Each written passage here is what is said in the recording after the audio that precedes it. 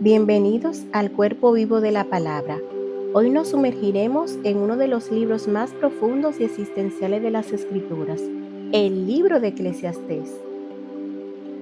Bajo el título El alma inquieta y la búsqueda de sentido, una mirada a Eclesiastés, descubriremos juntos cómo un corazón que lo ha tenido todo, sabiduría, placeres, riquezas, sigue clamando por un propósito eterno. Prepárate para una experiencia que no solo abrirá tu entendimiento, sino que también tocará tu espíritu. Míralo completo para entender lo que muchos ignoran sobre este libro. Esqueleto del libro. Su nombre es una transliteración de la Septuaginta. En la Biblia hebrea recibe el nombre de Coulet, lo cual es traducido usualmente como predicador o alguien que dirige una reunión. El autor es Salomón, rey de Israel, escrito en su vejez tras experimentar todo lo terrenal. Eso lo ves en el capítulo 1 del versículo del 1 al 2. Los destinatarios de este libro son sus súbditos y todo el mundo en general. La fecha de escritura probablemente fue alrededor del 1935 a.C. y al final de la vida de Salomón. En el marco histórico, Salomón hace un análisis de su vida, la cual por mucho tiempo vivió lejos de Dios. Sí, él vivió mucho tiempo lejos de Dios. El texto clave de este libro se encuentra en el capítulo 12, versículo 13. Aquí culmina el relato. Mi conclusión final es la siguiente: teme a Dios y obedece sus mandatos, porque ese es el deber que tenemos todos. Este libro tiene palabras claves que son vanidad, que significa Hebel, y bajo del sol. Cada una de estas expresiones ocurre de 25 veces más o menos en adelante. Según ciertos estudios, la palabra Hebel, traducida como vanidad, ocurre en ocasiones como 38 veces. Otras palabras claves son ganancia, vanidad y aflicción de espíritu. En su contexto histórico fue el siglo X a.C., Israel en apogeo económico, el templo edificado, pero con raíces de idolatría creciendo. El propósito del libro es exponer la inutilidad de las búsquedas humanas sin Dios y exhortar a temerle, para que las futuras generaciones puedan entender que la vida sin Dios no tiene sentido y que a pesar de ser incierta cobra sentido cuando Dios está dirigiendo el barco de nuestras vidas. Contenido profético: tiene un 3% de versículos proféticos y posee 2 predicciones y 7 versículos proféticos. Los megatemas de este libro, lo cual contiene mucho contenido, son la búsqueda, el vacío, el trabajo, la muerte y la sabiduría. División temática. Número 1. La vanidad de la sabiduría humana. Capítulo 1, versículo del 12 al 18. Número 2. La vanidad del placer, el trabajo y las posesiones. Capítulo 2, versículo del 1 hasta el capítulo 6, versículo 9. Número 3.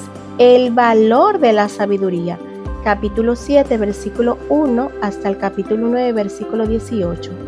Número 4. El significado de la vida, capítulo 10, versículo 1 hasta el capítulo 12, versículo 8. Y número 5. La conclusión, desde el capítulo 12, versículo 9 hasta el versículo 14. El reto de interpretación de este libro está en dar una correcta interpretación a la palabra Hebel, que significa espumarse. Es como el humo que se escapa de las manos.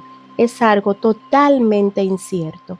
No solamente se define como una palabra vanidad, sino algo incierto. Si este contenido bendice tu vida, compártelo, comenta y únete a esta comunidad que ama estudiar con sentido espiritual y profundidad transformadora. Suscríbete y activa la campanita y acompáñanos cada día en este viaje de aprendizaje con propósito eterno. Órganos del libro de Eclesiastés. La mente. La sabiduría nos salva por sí sola. Capítulo 1, versículo del 12 al 18. Razón simbólica. La mente es el centro del pensamiento y la sabiduría. Salomón comienza su reflexión desde la mente, observando, analizando, filosofando. A pesar de su gran inteligencia, concluye que el conocimiento humano no basta para encontrar sentido. Relación bíblica. En la mucha sabiduría hay mucha molestia. Capítulo 1, versículo 18. Él descubre que, aunque la mente comprende, no redime. ¿Qué quiere decir esto? Que el intelecto sin revelación de Dios solo produce ansiedad y vacío. Corazón. Los placeres no curan el vacío interior. Capítulo 2, versículo del 1 al 11. Razón simbólica. El corazón representa las emociones y los deseos. Salomón se entrega a los placeres, como el vino, las mujeres, proyectos, arte, pero su corazón sigue insatisfecho. ¿Y el tuyo? Relación bíblica.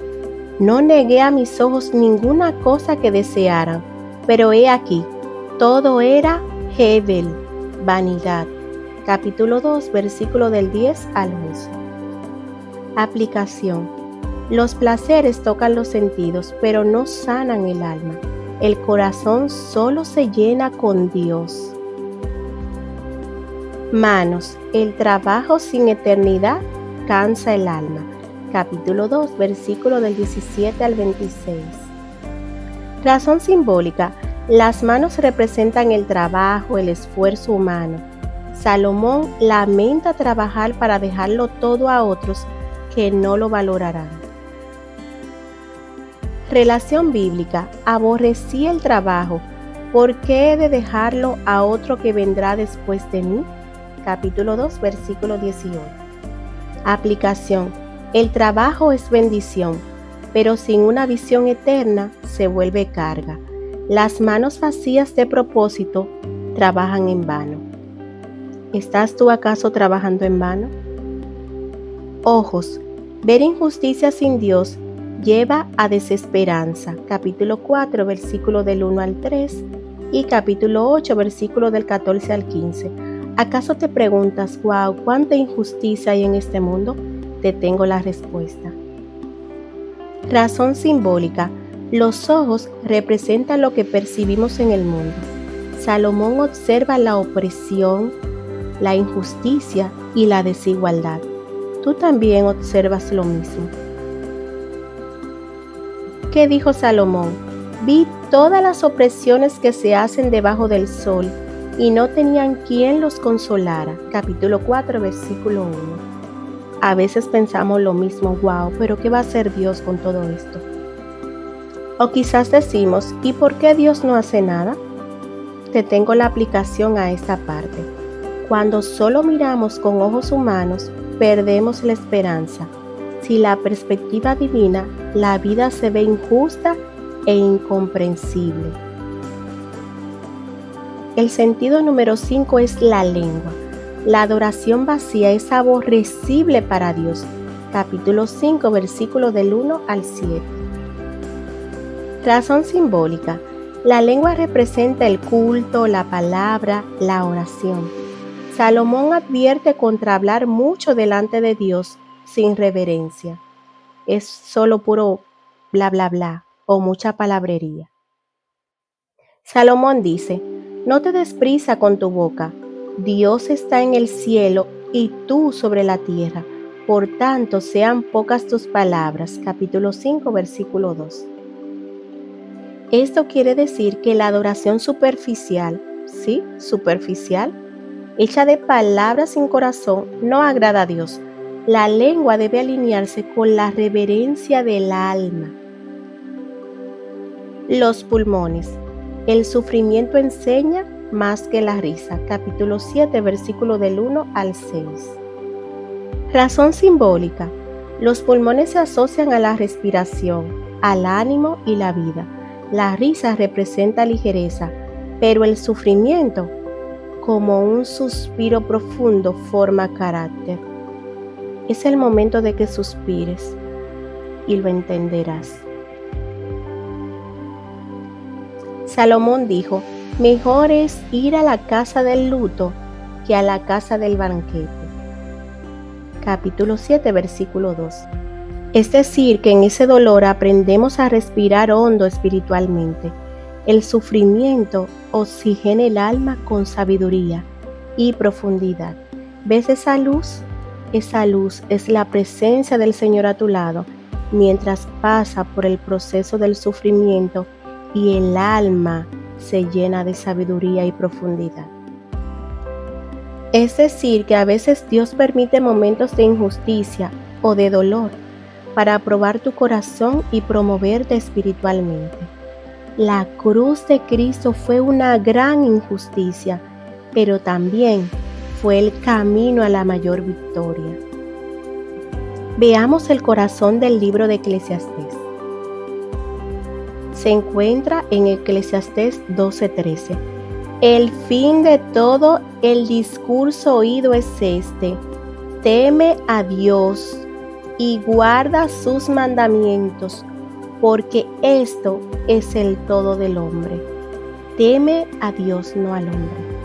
Teme a Dios y guarda sus mandamientos, porque esto es el todo del hombre.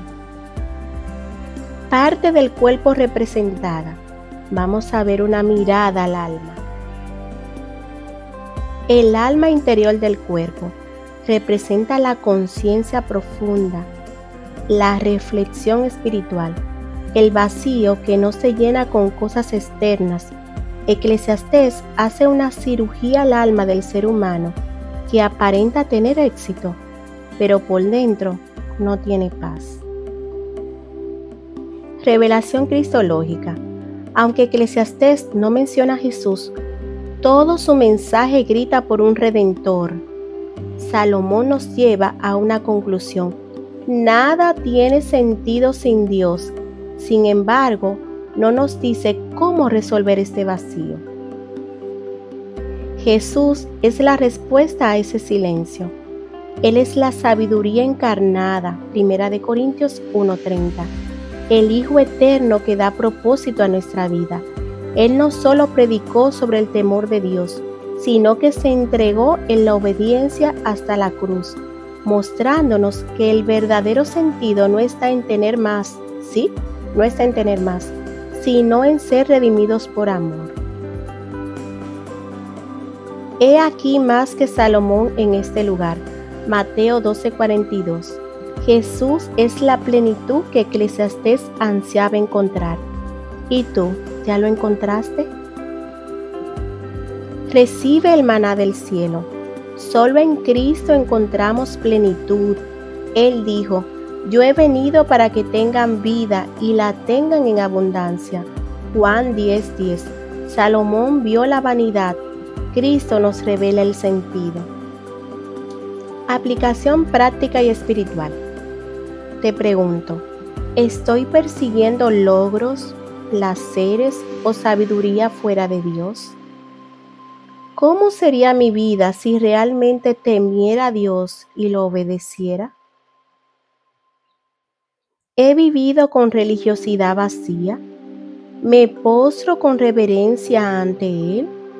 ¿Dónde busco sentido cuando mi alma se siente cansada? Te dejaré el desafío de la semana.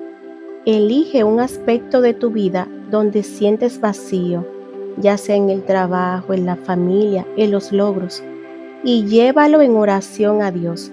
Anota una acción concreta para temer a Dios en ese ámbito, como deseo obedecerte, deseo perdonar o deseo confiar. Oración final. Señor, como Salomón he visto que todo sin ti es vanidad, es Hebel. Lléname de tu propósito y hazme temer tu nombre con reverencia verdadera. que mi alma encuentre descanso en ti y que mi vida refleje que solo en Jesús hay sentido eterno. Amén. Hemos llegado a la parte final. Recuerda, la palabra no es solo letra, es aliento, es guía, es vida. Hazla tu alimento diario. Si este estudio tocó tu vida, compártelo, suscríbete y dale a me gusta. Hasta pronto y que la palabra siga siendo vida, cuerpo y transformación en ti. Shalom, bendición y paz. Cuerpo vivo de la palabra.